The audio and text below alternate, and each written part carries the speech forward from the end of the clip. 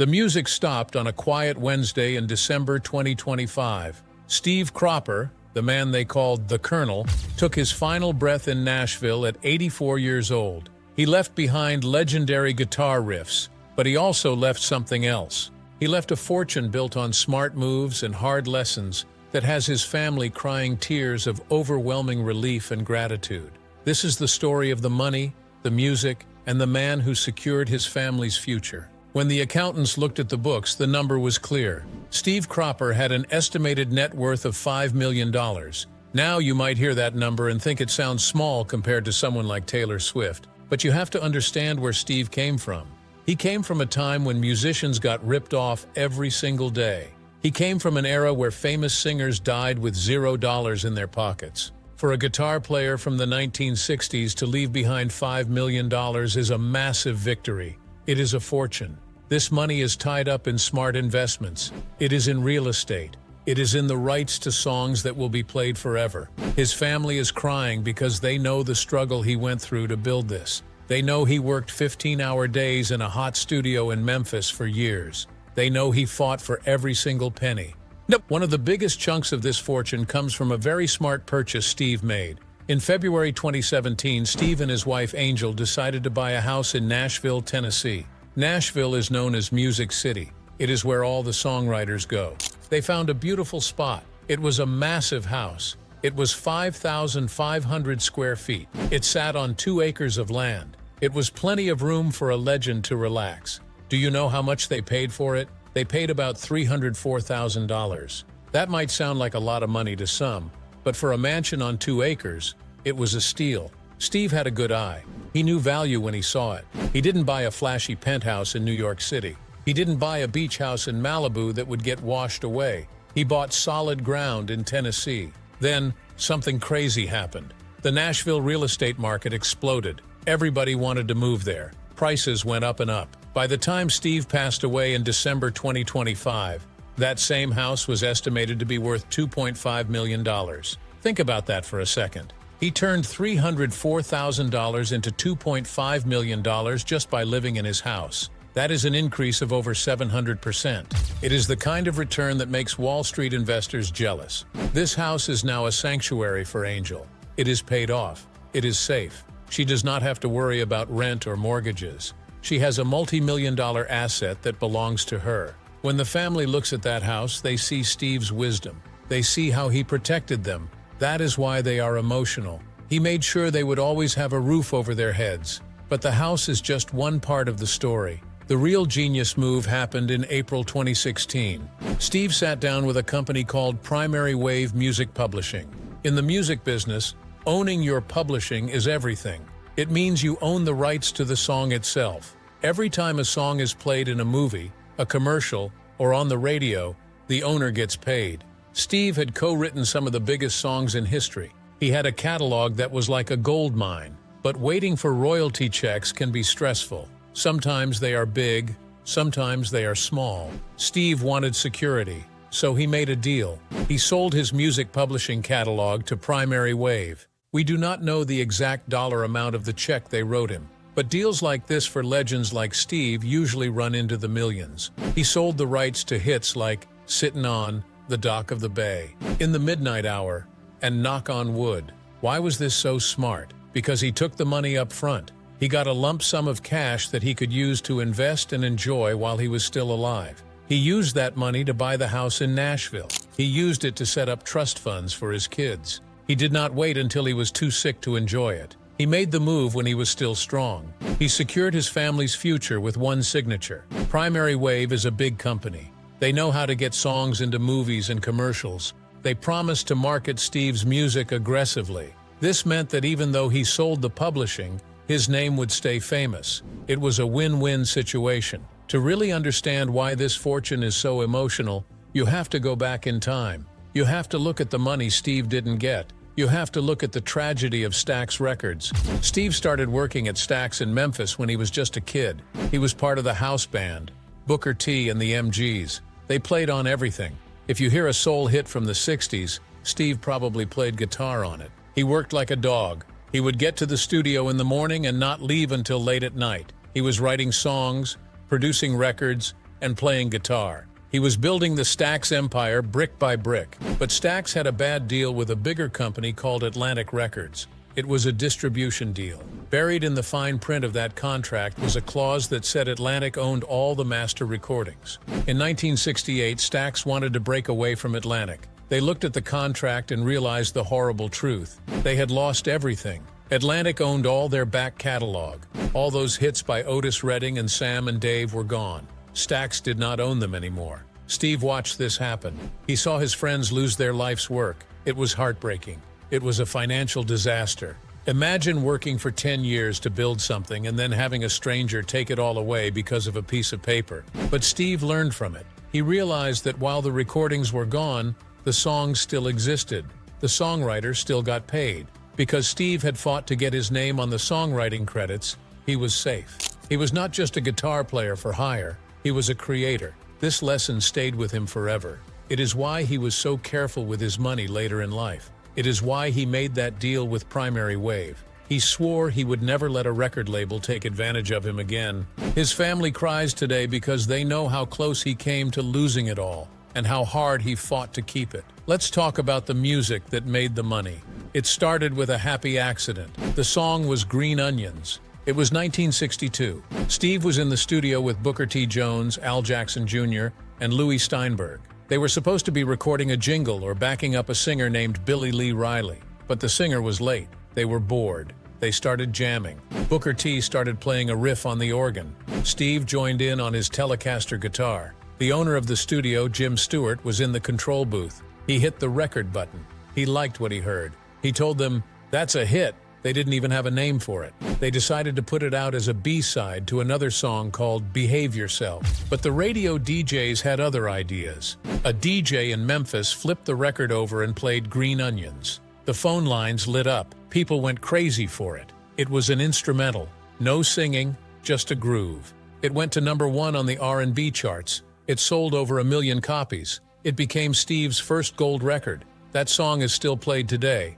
It is in movies like The Sandlot. It is in commercials. Every time it plays, the cash register rings for the Cropper estate. The biggest song in Steve's catalog has the saddest story. It is Sittin' on the Dock of the Bay. This song is a masterpiece, but it was born in tragedy. Steve was best friends with Otis Redding. Otis was the greatest soul singer in the world. In late 1967, Otis had throat surgery. He couldn't sing for a while. He went to stay on a houseboat in Sausalito, California. He watched the ships roll in and out of the bay. He got the idea for the song. He brought it to Steve in Memphis. They sat down together and finished writing it. Steve added his famous guitar licks. They recorded it in the studio. Otis whistled at the end because he forgot the words for a fade-out verse, but it sounded so good they kept it. 3 days later, Otis Redding got on a plane. The plane crashed into a frozen lake in Wisconsin. Otis was killed. He was only 26 years old. Steve was devastated. He had lost his best friend and his musical partner, but he had a job to do. He had to finish the record. He went into the studio with tears in his eyes.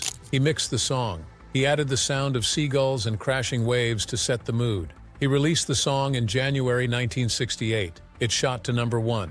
It was the first time in history that a singer had a #1 hit after they had died. That song has been played millions of times. It has generated millions of dollars. But for Steve, it was always bittersweet. The money from that song put his kids through college. It bought his house. But every dollar was a reminder of the friend he lost. His family knows this. When they see the royalty checks from Dock of the Bay, they don't just see money. They see a legacy of love and loss. Another huge moneymaker is In the Midnight Hour. Steve wrote this with Wilson Pickett. Wilson was a wicked singer with a fiery temper. They wrote the song in the Lorraine Motel in Memphis. That is the same motel where Martin Luther King Jr. would later be assassinated. But in 1965, it was just a place for musicians to crash. Wilson and Steve were trying to come up with a hit. Wilson had a gospel background. He liked to scream and shout. Steve realized that they needed to change the beat. He delayed the backbeat just a tiny bit. It created a jerky rhythm that made people want to dance. It worked. The song became a smash hit. It has been covered by hundreds of bands. If you go to a wedding this weekend, the band will probably play In the Midnight Hour. And when they do, Steve's family gets paid.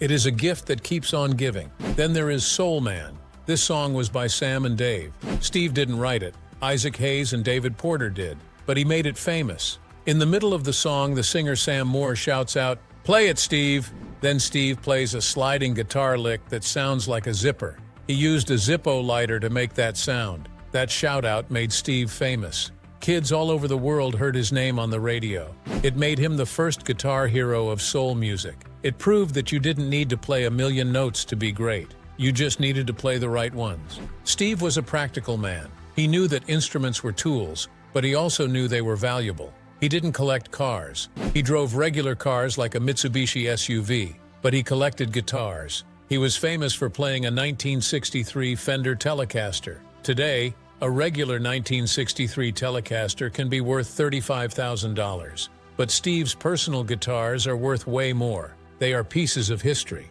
Steve told interviewers that he bought specific guitars as investments for his children. He bought vintage Gibson J200 acoustic guitars. He didn't play them much. He kept them safe. He said explicitly, "I will leave them to my son." He knew that one day he would be gone, but these wood and wire instruments would keep going up in value. It was like buying gold bars, but cooler. His son Cameron now has these guitars. They are a physical connection to his father, and they are also a financial safety net if he ever needs it. In the late 1970s, Steve's career got a massive second wind. He got a call from John Belushi and Dan Aykroyd. They were comedians on Saturday Night Live. They loved soul music and wanted to start a band called the Blues Brothers. They wanted Steve to be their guitar player. Steve said yes. It was the best decision he could have made. They made a movie in 1980. Steve played himself in the movie. He had lines. He was funny. The movie was a global blockbuster. It introduced Steve to a whole new generation of fans. Kids who didn't know about Stax Records suddenly knew who the Colonel was. The soundtrack album sold millions. They went on tour playing huge arenas. Steve was making more money than he ever had before. He was getting residuals from the movie. He was getting royalties from the soundtrack. This period of his life secured his wealth for the long term. It proved that he wasn't just a 60s nostalgia act. He was a movie star. The checks from the Blues Brothers are still coming in today. Every time that movie is on TV, the Cropper family gets a little piece of the pie. To appreciate this fortune, you have to look at where it started. Steve was born in 1941 on a farm in Dora, Missouri. It was a tiny town. They didn't have much money. When he was 9, his family moved to Memphis. It was a big change. He went from the country to the city. He heard black gospel music for the first time. He fell in love with the rhythm. He got his first guitar from a mail-order catalog. It cost about $18. He mowed lawns to pay for it. He didn't have expensive lessons. He learned by listening to the radio. He worked at a grocery store unloading trucks. He joined the musicians' union early because he wanted a pension. He was always thinking about the future. He was a white kid playing in black clubs in the segregated South. It was dangerous sometimes, but the music brought people together. He helped integrate Memphis. He showed that talent has no color. He went from a farm boy with a cheap guitar to a millionaire legend. It is the American dream come true. Steve was a family man. He was married to Angel Hightower for 37 years. In the music world, that is an eternity. They were a team. She was there when the checks were small, and she was there when the checks got huge. He had 2 children from his first marriage, Stephen and Ashley, and he had 2 children with Angel, Cameron and Andrea. He loved them all. He didn't want them to fight over money when he was gone. We see so many celebrity families tear each other apart after a death. Look at Prince or Aretha Franklin. Their families spent years in court fighting over the money. Steve didn't want that. He set everything up. He sold the catalog so the money was liquid. He bought the house so it was paid for. He bought the investment guitars. He made a plan. That is why the family is crying. They are not fighting. They are grieving together. They are grateful that their father loved them enough to handle the boring business stuff so they wouldn't have to. Even at the very end, Steve was still earning for his family. He was 84 years old, but he was in the studio. He was working on a new instrumental album. He called up his famous friends. Billy Gibbons from ZZ Top came to play. Brian May from the band Queen played on a track. Steve was so proud of it. He said it was mostly done before he died. This unreleased album is a final asset. When it is released, it will be a big deal. Fans all over the world will want to hear the last notes the Colonel ever played. The money from this album will go to his estate. It is one last paycheck from Dad, one last gift from the grave. Steve Cropper was known for being humble. He didn't play long, flashy solos. He said, "I just play the rhythm. I stay out of the way of the singer." He lived his life the same way. He didn't flash his cash. He didn't act like a diva. He just did the work. He laid down the groove. He built a solid foundation for his family, just like he built a solid foundation for those soul songs. When he died on that Wednesday in December, he left a hole in the music world that can never be filled. But he filled the lives of his family with security and love. The tears falling in the Cropper household are tears of sorrow, yes, but they are also tears of thanks. Thanks for the house. Thanks for the songs. Thanks for the guitars. Thanks for the wisdom. Steve Cropper left behind a fortune of $5 million, but the real fortune was the example he set. He showed that you can be a rock star and a responsible father. He showed that you can be famous and still be kind. He played it perfect, man. Just like Keith Richards said, he played the guitar perfect, and he played the game of life perfect. And now, his family can live in peace, protected by the house that Soul built.